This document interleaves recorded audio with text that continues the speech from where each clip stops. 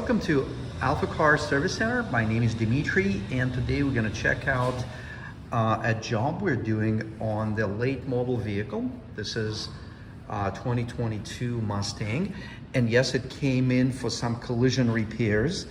The driver of this car was not at fault, just the wrong time in the wrong place, and we're going to work on this. We're going to, in a separate video, we'll talk about how do we approach collision repairs, and especially why do we start in the mechanical shop and not in the body shop. So if you want to learn about that, there will be a link down below.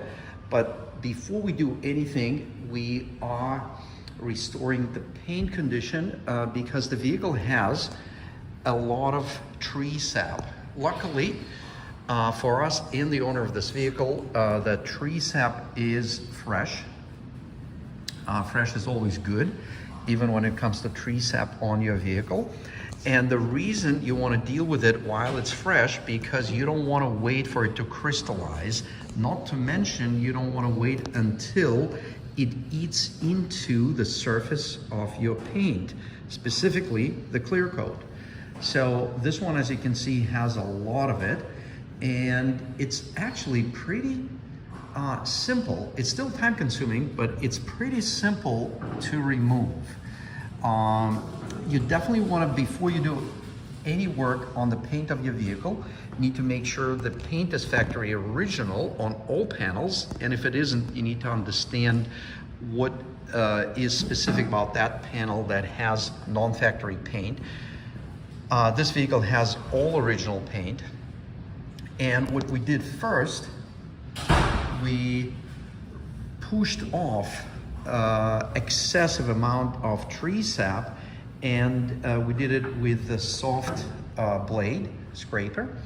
And now we're at the stage where we still have a lot of the tree sap left, but nothing bulky. And at this point, we're actually using, I want to make sure the percentage, this is 70% alcohol, and you can see all you need is paper towels, and then some time on your hands, patience, and nice and smooth removing, wiping it off, and then wiping it off again with clean pads and getting it down to no tree sap condition. So as you can see, the front part of the car, we're almost there. The right side, we're working on this, and that's pretty much how it looks when it's all done. And this is how it looks before you get started. But actually, before you get started, you also need to clean your vehicle, as you always would clean with soap, using all the proper procedures to remove and eliminate any of the abrasive particles on the paint. And then you dry it with air. And then after that, you can get to tree sap. So you start off with this, and anything thick you push off with a rubber scraper. And then you get to the point where you literally just wiped everything off, dried, and then after that, the paint may still need a quick polish. We are going to assess the condition of the paint after all the tree sap is removed.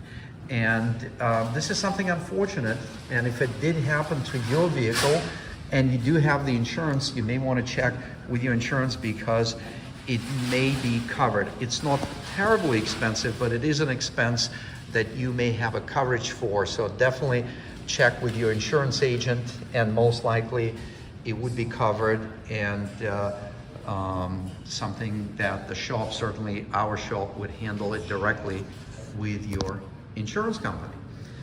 We hope this video was helpful, and if it's just a few panels, it's definitely something you can do, but you do need to use the basic principles of working with the paint. So you don't want to work on the hot paint conditions and anything else that applies to working on the paint surface. And we're happy to report the completion of the tree sap cleaning job on this Mustang. As you can see, paint looks nice and shiny. There's not a sign of the tree sap anywhere in the vehicle. So the next thing we're going to do now is get to work on this collision damage, which we're going to start from actually doing the inspection of the mechanical components, the subframe, the steering rack, and of course suspension. If we don't see, we'll make some cross measurements, and if everything looks good at that point, we can then do the alignment check, alignment adjustments if needed. Of course, we'll have to replace the rim and TPMS sensor because the stem actually broke off here.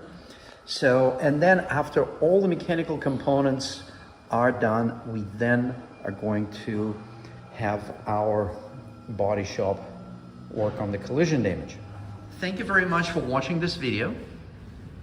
My name is Dimitri, and please consider sharing, subscribing. Let us know which videos you like the best by simply clicking the like button. Thanks again, and until next time.